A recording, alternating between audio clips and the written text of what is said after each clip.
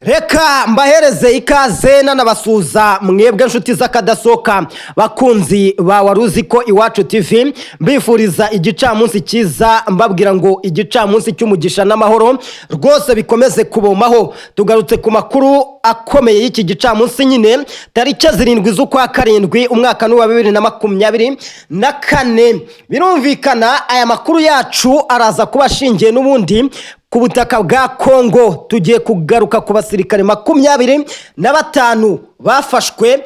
Kwihangana byagiye binanirana, bamwe bagiye bitanga mu ngabo mwihoro ry'ingabo za Kongo muri Fardc nyine, abandi baravuga bati ntitugiye kwicirwa n'inzara ahangaha, reka tubishyire ku mugaragaro. Mwabantu mwe birkomeye. Turagaruka ku modoka zigomba gukoreshwa ku mirongo y'imbere ku rugamba, amafuta bari muri groupe nagiye nyabahereza. Turagaruka mwabantu mwe ku nama ya Kirumba. Iyi nama yabaye iyi nama rero M23 bitewe n'uburyo izi neza ko abaturage bahari benshi basohotse bakigendera, abasigayemo nabo bahatiwe kujya muri iyo nama, babwira ko bagomba kugaragaza ibyishimo n'ibindi bitandukanye, abatabigaragaza bakicwa. Mana yanjye ibintu birakomeye. Turagaruka ku gihugu cy'u Burundi n'igihugu cy'u Rwanda, turebe uko bimeze, uko bihagaze. Dufite amakuru menshi mu butaka bwa Kongo, ni menshi arayo tubabwiye aha nayo tutababwiye mu buryo buvunaguye, yose turayagarukaho. Nkomeza mbabwira ngo Bauma we uyu munsi Bauma rwose gahunda yari hari nuko aya makuru twari kuyakorana, ariko ibya Bauma rwose na telefone byananiranye, muranyihanganira. Gusa mu kiganiro ndakomeza kugenda mugerageza kugira ngo ndebe ko byakunda. Gusa reka mbabwire ngo mukore ikiruta ibindi, kandi mbashimira n'uburyo mukomeje kubikora, mukanda subscribe, mukora share, mukomantinga, murayikinga. Mana yanjye mukande kukazogera, maze amakuru ya waruzi ko Iwacu TV agenda bagiraho 5/5. Ikindi mwabantu mwe mwinjire muri groupe. Impamvu ndi kubabwira ngo mwinjire muri groupe nta kindi nuko abarimo hari byinshi babona abandi batabona, ariko ndongera nihanize wowe wa muntu we uzanywe n'amagambo mabi no gutukana. Uru ntabwo ari urubuga rw'amatiku, ni urubuga rwo gutangiraho ibitekerezo no kuvuga uko ku mirongo y'imbere ku rugamba byifashe. Rero wa muntu we wowe ndakwiyamye cyane, kandi ndabivuze uzajya uva muri groupe, kwinjiramo bizajya bikugora, ndetse na WhatsApp yawe ushobora kwitakaza burundu winjiye mwaho ukaza gutukana. Nuko bakora report mwebwe muza gutukana ibyo bitutsi byanyu tukabigaragaza, maze nkareba ako turi guhimanage nawe. Mwabantu mwe reka twinjire mu makuru tuve kuri abo bantu, bareke kudutinza tubavugaho kuko ibyabo ntabwo byarangira. Ubu ngubu ibintu byakomeye. Natangiye mbabwira ngo abantu bafashwe 25 bamaze kugaragara, nzambikubitira amakuru y'ubwino pana babahereza fake news, yabo batazi bataba bafite amakuru yuzuye. Namaze kubaterekera ifoto muri groupe, mwayibonye mwabantu mwe uko imeze, uko abo basirikari.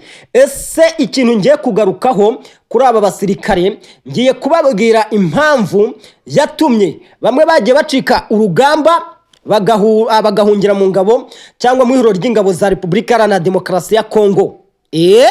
Abandi bagiye batangaza byinshi bitandukanye, nibyo rero tugiye kwinjiramo. Muvuga ngo bamerewe neza, bameze neza. Mwabantu mwe mumenye ukuri kuzababatura, nta kindi nababwira. Mumenye ukuri kuzababatura. Reka tugaruke ku byaba basirikare 25. N'abasirikare 25. Umwe mu basirikare 25 mu bafashwe no mu bishyikirije ingabo za Repubulika Iharanira Demokarasi ya Kongo yagerageje kuba rwose macuwa abaninyangamugayo. Avuga ko yahunze inyeshyamba ziterabwoba ze mu 23. Ahita yishyikiriza nyine ingabo za Repubulika Iharanira Demokarasi ya Kongo. Yagize ati nahunze imbere kuko mu minsi 5 nta kintu nariye. Iminsi 5 bansabaga umusaruro ku rugamba, nta kintu nariye. Mu byumve kumara iminsi 5 nta kintu wariye bakubwira ko ugomba gutsinda. Narababwiye ngo mu ngabo za M23 harimo ikibazo gikomeye. Ibi nibyo ntangiye kujya ngenda nshyira hanze noneho mbakubita ubwino. Iminsi 5 wa muntu iminsi 5 ni myinshi utarya kandi usabwa gutanga umusaruro. Narababwiye ngo kwinjira muri Kanyabayonga bizatuma tumenya byinshi. Uyu musirikare aragira ati ingofero ku basirikare ifite icyo isobanuye, kurwana mu bihe bitandukanye bifite icyo bisobanuye. Kuba wambaye umwenda w'igisirikare cyangwa uri kurwana ni ikintu gikomeye bisaba kwitanga, ariko kwicwa n'inzara se byo bisobanuye iki mwabantu mwe? Kwamagana ibibi twakorerwaga muri M23 byadushyitsaga kwicwa. Ndabasobanurira ntanga ibisobanuro rwose by'ubuzima bubi twari tubayemo muri M23. Twarababajwe, twishwe n'inzara, kandi ugerageje kuvuga ibitagenda neza rwose n'ukwicwa nta kindi hariya bagukorera. Muri leta nk'iyi basa nk'ubwihebe kuburwanira umutwe w'inyeshyamba, byakongera ukarwana ushonje, kandi hejuru ya byose birarangira. Hejuru ya byose ugomba gutahana umusaruro, utahana ukagirirwa nabi. Guhunga imirwano ni igihano cy'urupfu muri M23 buriya kiriho mwabantu mwe.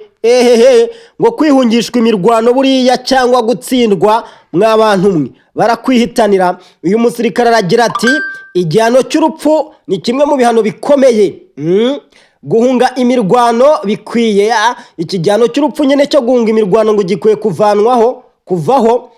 We niko abibona, ariko aravuga ati wahunga imirwano ariko ntiwahunga inzara. Warwana ute nta masasa ahagije ufite? Nta modoka itwara abasirikare ba M23 ntayo. Abasirikare mwabantu mwe ko ari abantu nk'abandi, natwe turi abantu nk'abandi bose. Ababyeyi bacu, imiryango yacu, urumva ko ntabwo tworohewe. Aba basirikare nyuma yo gufatwa wa muntu we bagiye bashyira ubwino hanze.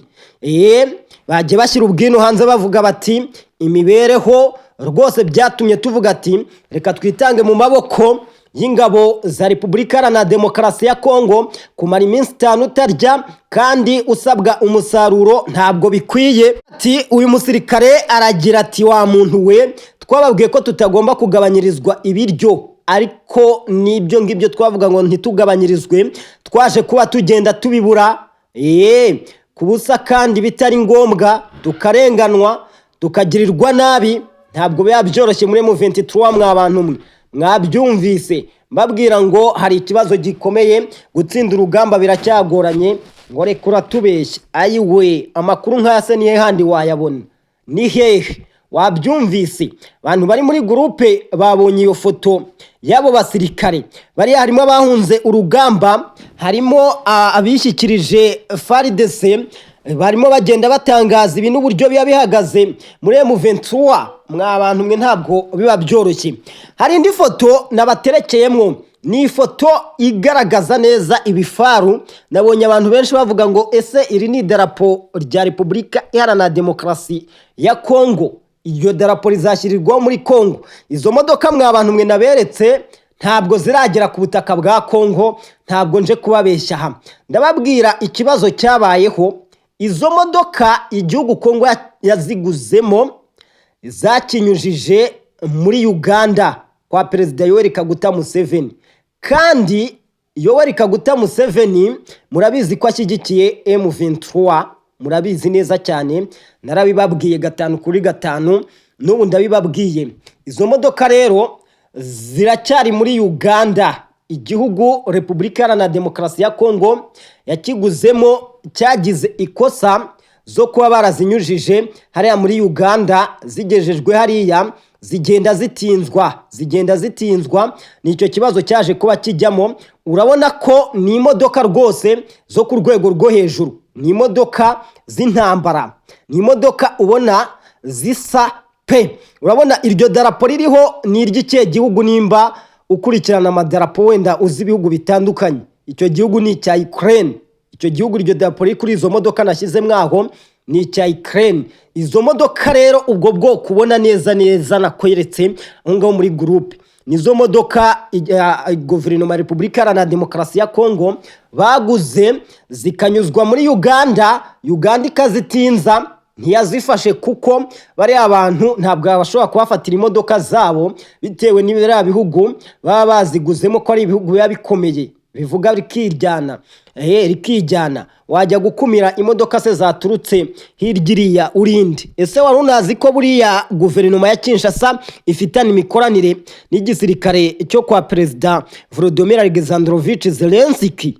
Wa muntu we ntabwo biba byoroshye, ni ugukora impande zombi. Ni imodoka rero z'intambara.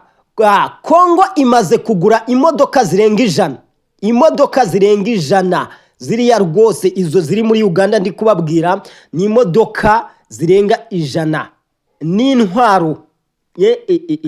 N'intwaro gusa nabibabwiye ngo ziteraniye muri Uganda, bikaba bisa nk'ibidasanzwe kuri ubu kugira ngo bigaragare cyangwa zibe zakwinjira mu gihugu cya Repubulika Iharanira Demokarasi ya Kongo, kuko bizwi ko Museveni ashyigikiye mu 23. Izi modoka rero n'izi ntwaro zishobora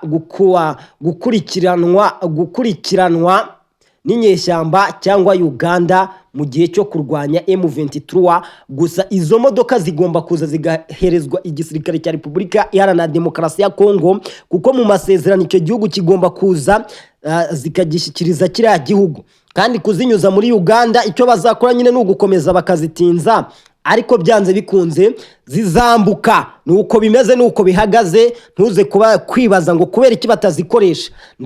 Ndabizi muri muze kubivuga muri groupe. Impamvu niyo ndaza kubaha iyo page muyirebe muri groupe, ikintu gituma izo modoka zitinjira. Gusa nuko bimeze. Mama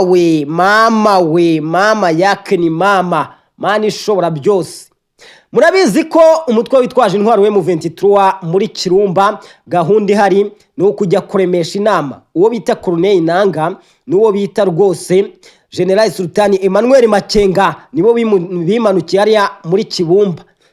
Kuko bari bazi ko ari agahenge k'imirwano bagiye gukora ibyabo mu bwisanzure, binjiye hariya muri Kibumba, ariko ibintu biri kuhabera n'agahoma munwa. Abaturage batanze ubwino, baravuga batireka natwe dukore iyo bwabaga tuvuga ibyatubayeho. Aba baturage rero baragira bati ibintu biri kutubaho n'agahoma munwa, ni itegeko twahawe ku ngufu, twabibwiwe kandi ngo tugomba kubikora byanze bikunze. Iryo tegeko nta rindi wa muntu we, babwiwe ko muri iyo nama bagomba kugaragaza ibyishimo, bagahabwa amadarapo mu 23 ndetse bakayitabira. Utabikoze akicwa. Mama we, mbega gahinda, mbega abaturage bababaje, mbega gahoma munwa. Mana yanjye, ibi bintu n'agahoma munwa, n'ubwicanyi, n'ubugizi bwa nabi ndetse no guhohotera abaturage. Tubibabwira, ibi byitangarijwe n'abaturage ubwabo. Ubu ni ubwino wa muntu we utaba wagenda ubona handi. Ese iyo darapo nabo baturage nayo iyo video nze kuyibaha mwirebere kw'ibyo mvuga biba ari ukuri. Abaturage baragira bati twayigiyemo kugira ngo tuticwa cyangwa ngo tugirirwe nabi, kuko ntabwo twashoboye guhunga imirwano, ariko ntabwo tubyishimiye. Bakagenda bakabitangariza ibitangazamakuru, kavuga bati amazina yacu ntimuyavuge, ariko natwe tuhita tugenda ayo makuru nyine tukayakura ku isoko kugira ngo tuyahe abantu bacu. Urumva ntabwo biba byoroshye pe, ntabwo biba byoroshye kumenya amakuru y'ukuri. Bisaba imbaraga kandi bigasaba no kwihangana. Bigasaba no kwihangana, kuko hari benshi batabyemera, ariko narababwiye ngo ukuri guca mu ziko ntigushye. Iyo bavuze ngo ikinyoma kirugamishwa ukuri kukanyagirwa, wowe utekereza iki? Ese utekereza ko ari iki cyasohoye abaturage bangana kuriya berekeza hariya za Robero Centre basanga ingabo z'igihugu? Utekereza ko hari ikindi? Umva rero, ibyo ngibyo reka by'abaturage mbiveho, mbazanira indi page nshya. Abasirikare ba M23 mwabantu mwe, ndabarababwiye ngo bafite ikibazo tuzagenda tumenya. Ese kuki bari gutsindwa kandi barafashe ibice by'ingenzi wenda gufata nka Rubaya ukaba winjiye ahantu hari amabuye y'agaciro byarangiza ukazamura n'igiciro biba bisobanuye neza ko ugiye kuzamura ubukungu. M23 badutangarije ko amasasu yabashiranye ntibagira imodoka zibajyana ku rugamba. Ikindi kuri icyo umusirikare atigiye maze iminsi 5 ntarya baransaba gutsinda wamusaga kwinjira muri Kanyabayonga nuko wenda bakoresheje izo tirike bakahinjira ariko se wenda iyo bitabakundira byari kugenda gute? Byari kugenda gute? Urazana umusomaliya warangiza ngo uramwicisha inzara ku rugamba yagu umusaruro se? Urazana umunyaeritrea n'umunya-Ethiopia n'umugande n'uburyo abagande rwose bikundira igitoki cy'umunyigi na kaunga nurangiza umwicisha inzara ngo araguha umusaruro ku rugamba wapi kabisa? Urazana umunyakenya se ngo urareka kumuha ibiryo ngo araguha umusaruro ku rugamba? Ntawe yaguha. Nababwe buryo bakubitiwe hariya Kirumba ku mugoroba wejo mu wazarindo abakozemwe akazi bagerageje kwinjira Limbogo byaranze abashatse gutirisha ngo binjire muri amihanda yerekeza Beni ndetse na Ituri bafate n'ikibuga cy'indege byanze none dore ibyabo none birinze bijya hanze ku karubanda kugeza ubwo umusirikare M23 mana yanjye ntabwo ari ugusebya dore inkoko yibwe n'umusirikare ushonje wiciriwe urubanza kubera icyaha uwitwa Yasini Kombi rwose agera ubwo avuga ngo abamugaragaza bamufata amafoto yagiye kwiba inkoko kubera gushonza kubera inzara ariko ntabwo biba byoroshye. Hariya habera udutendo wenda tujya tunarenganya abantu badatanga amakuru y'ukuri nta nayo baba bafite. Nese umuntu buriya aguha icyo afite buriya nawe yabonye ay'ukuri yabaha. Reka mbivuge gutyo kuko ntabwo tuzi impamvu adatanga amakuru y'ukuri kandi ahari wenda ntabwo aba yayabonye. No kugira ngo ubone amakuru y'ukuri bisaba ubundi bwenge wa muntu we, bisaba ubundi bwenge n'imbaraga. Rero ku butaka bwa Kongo ntabwo biba byoroshye. Amakuru tuba dufite ni menshi. Depite Graskeni araburira ko hashobora kubaho ubwicanyi hagati y'abaturage ba Ituri na Kivu y'Amajyaruguru. Ituri hamwe n'abandi bahungu n'abakobwa ba Kongo baziza akarengane kubera isura yabo muri Butembo, Beni na Robero nkuko bikomeza kugenda bitangazwa. Mwabantu mwe ntabwo biba byoroshye tuba tugomba kuza tukababwira ati bimeze gutya. Abantu mwe ibintu biba bikomeye mu burasirazuba bwa Repubulika Iharanira Demokarasi ya Kongo ntabwo biba byoroshye kugira ngo ubone uburyo ibintu byifashe. Cyakora M23 rwose ibyanyu biri kugenda bisubirwamo, biri kugenda byigaragaza. Ibintu by'abasirikare banyu rwose ndabibabwiye hatagize igikorwa mu maguru mashya uyu mutwe witwaje intwaro wa M23 mushobora kubona mu yindi sura. Dore ntabwo biba byoroshye, tuba twagiye tugashaka amakuru tugashaka na yandi amwe wowe ushobora kwibaza ngo se mwayakuye.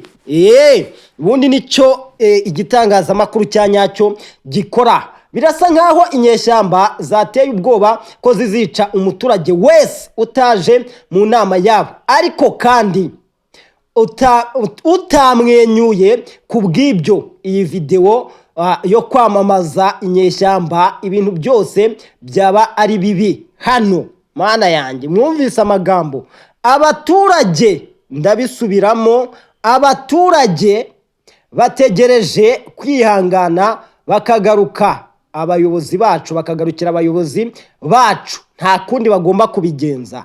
Wowe utamwenyuye muri video, wowe utakoze ibyo wabwiwe ntiwitabira inama, gahunda wayumvise uko bigomba kugenda nuko nyine nukwicwa. Urumva abaturage bari ahantu bagenzurwa n'inyeshyamba. Wowe wega inyeshyamba bari inyeshyamba wa muntu we. M23 n'ubundi ni umutwe witwaje intwaro, ni umutwe w'inyeshyamba witwaje intwaro. Ntabwo mbatutse cyangwa mbavuze uko batari, niko kuri kabisa.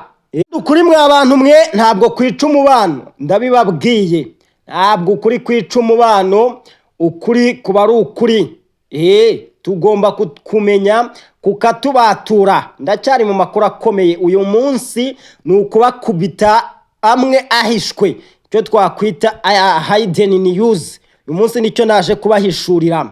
Rero imanza nyinshi z'ubusahuzi n'ubwicanyi bitirirwa abantu bitwaje byitirirwa abantu bitwaje imbunda bambaye imyenda ya Fardc muri Robero, birihutirwa ko ingabo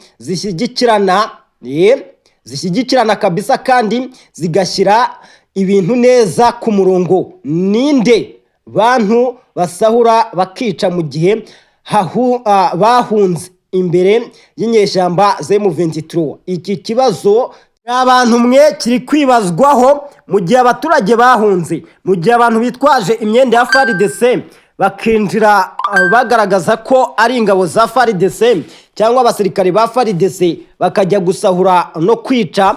Ibi ngibi byafashe indi ntera wa muntu we, kuko cyabaye ikibazo noneho kwishingiranwa rya gisivile wa muntu. Bakavuga bati duterwa n'aba, bandi ati duterwa n'aba. Muzi ko ibi bintu byegeze kubaho mu mujyi wa Goma bigafata indi ntera, bikitirirwa abazarendo, abarundi ndetse n'abasirikare ba Fardc. Ariko mwa bantu mwe, mu matsinda menshi noneho ya WhatsApp abaturage bakennye barinubira kuri iyi foto umucuruzi uzwi cyane waho yiciwe mu gihe umugabo wambaye imyenda ya Fardc yaje gusahura iduka rye. Kugira ngo dutsinde iyi ntambara tugomba kugenzura uwakora iki.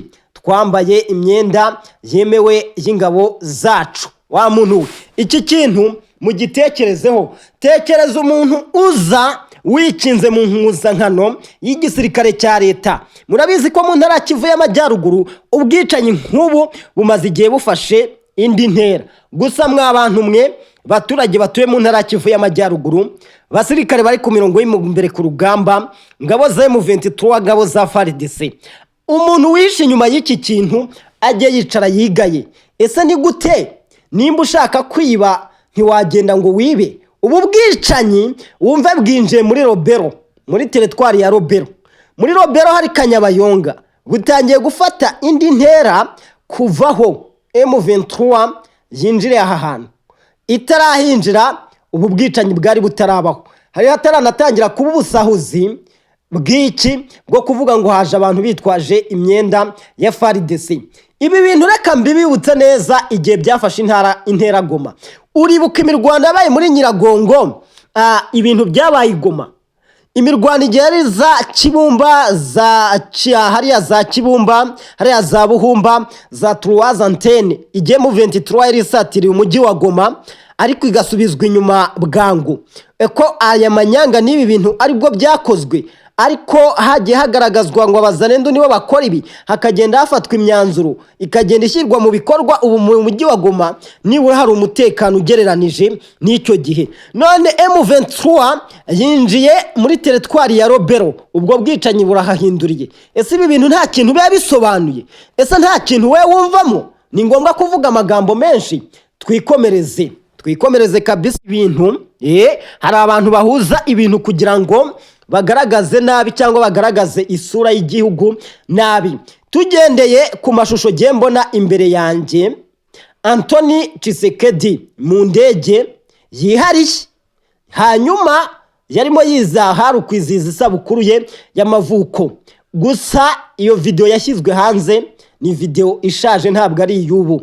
Ibi babifasha babishyira ahagaragara kugira ngo babyifashishe mu kugaragaza ko mu gihe igihugu kiri mu mirwano, mu ntambara ikomeye, hari abandi barimo bisereburira isabukuru yabo. Ariko hari abantu b'abanyamwuga bandika ibintu koko. Hari ibinyamakuru biba byakurikiranye baravuga bati iyo video bashyize hanze ni y'umuhungu wa Fardc Tshisekedi. Nibyo koko, ariko nta mashusho ashaje. Bavuga bati ntibibaho ko ashobora gukora icyo kintu iyi video jewe uyireba imbere yanjye ni video rwose ubona ko ari umuhungu wa Kisekedi icyo gihe arimo celebra isabukuru y'amavuko ye yimereye neza ari kumwe n'abashuti be ndetse uranabona ko ari mu gihe cya covid kuko abantu bari banambaye rwose ibintu bijyanye n'udupfukamunwa abantu bishimye baserebuye bacunze rero iyo tariki nanone y'amavuko y'umuhungu wa Kisekedi bayishyira hanze byabaye mu minsi 2 ishize bavuga bati ni mu ndebere abandi bari kwisereburira isabukuru mu gihe imirwano hano itumereye nabi mu gihe kugira ngo hakoreshwa buri kimwe cyose akantu kose kagaragaye wakwifashisha kugira ngo utsinde urugamba si ibintu se wumva ibyo bintu ntabwo biba byoroshye wa muntu we barabikoresha hari icyo batakoresha se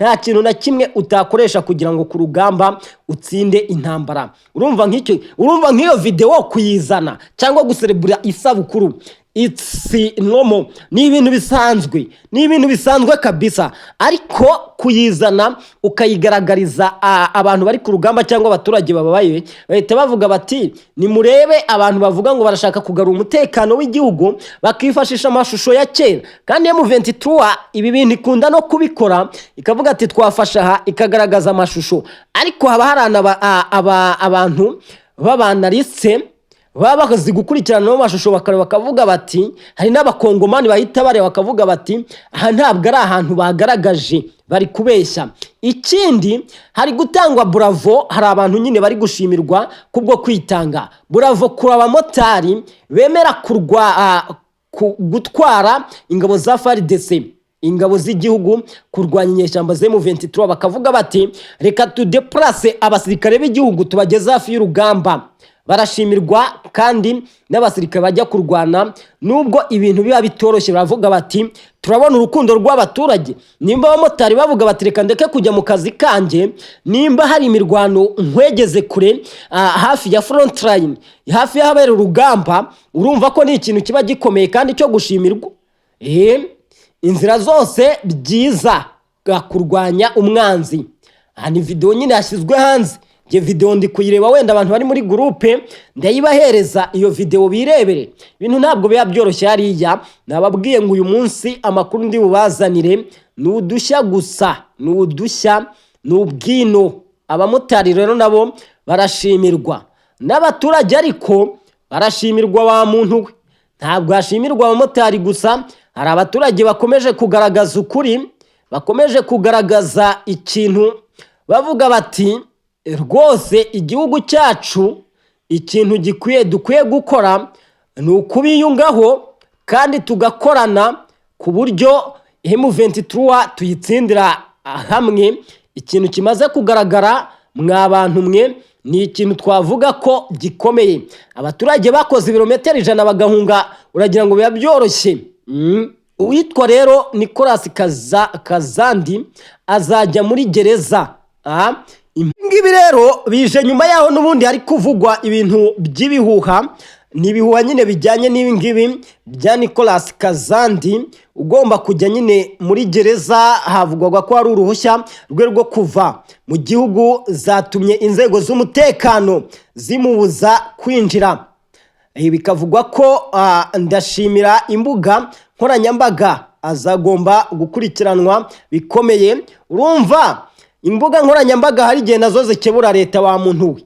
amakuru akahita atangwa akavuga ati ariko mfite amakuru Nicolas Kazandi biravugwa ko yari afite uruhushya rwo gusohoka igihugu ariko inzego z'umutekano zahise zigira zicya ziravuga ati reka tubikurikirane ku buryo bwihuse ase ngaruke ku bintu bya Kanyabayonga uyu munsi nababwiye ngo ndabihera amakuru y'ubwino gusa guhera ku munota wa mbere kugera ku munota wa nyuma mbasaba gukurikirana iminota yose ariko wa muntu we udakurikirana waruzi ko Iwacu TV ubundi urihe Butembo ninjiye muri Butembo abahatuye rero muri Butembo ndetse bareba umunsi ku munsi munsi y'igitanda no mu bwiherero bwa hoteli ya Brief niba nta basirikare n'abapolisi bihishe aho kujya kurwanya inyeshyamba M23 zafashe Kanyabayonga. Umupolisi arashobora kwihisha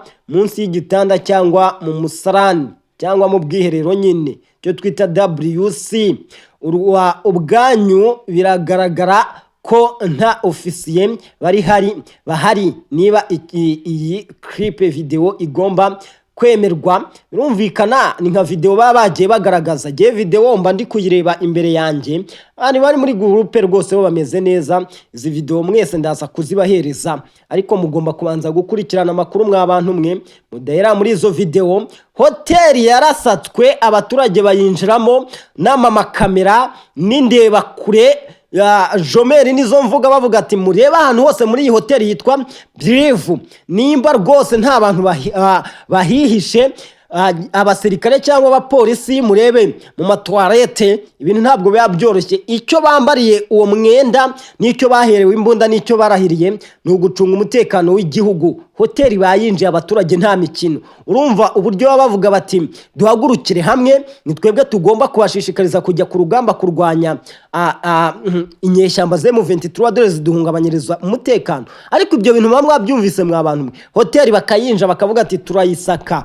Ngaho mbwira nk'aba baturage ndi kwirebera imbere yanjye, bagufasha uri umusirikare cyangwa umupolisi cyangwa umwofisiye wagiye kwihisha, ikintu bagukorera sinkubeshye, banza bagutanyagura bakakurya bunyama, kandi byaba byumvikana. Mana we, jewe iyo mbonye ibintu nk'ibi buriya ntabwo biba byoroshye ku rugamba mw'abantu mwe, ntabwo biba byoroshye rwose. Ibi bintu biba biteye ubwoba. Iyo umuturage ageze akajya gusaka hoteli akavuga bati reka turebe kugira ngo tumenye ukuri kabisa kw'ibihari, kw'ikintu gihari. Nimba ntawe ushaka kuduca muri humye akaba yakora ikidakorwa. Urumva ukuntu ibintu biba byifashe, ni uko nguko. Rero mw'abantu mwe, reka mbabwire ngo umugisha w'Imana ukomeze kubomaho. Njyewe Uwiteka Imana aracyambumbatiye mu mababa yombi, avuga ati muhungu wanjye hamwe ndagufite mu biganza. Namwe nizere ko ari uko muragenda mubitwandikira muri comment mwa nshuti zanjye mwiza kadasohoka. Reka mbabwire ngo inkoko niyo ngoma, turasubira ku isaha y'isambiri. Kandi rwose ibiganiro byacu mukomeze kubireba birangire iminota yose. Ndabakunda cyane. Ciao ciao.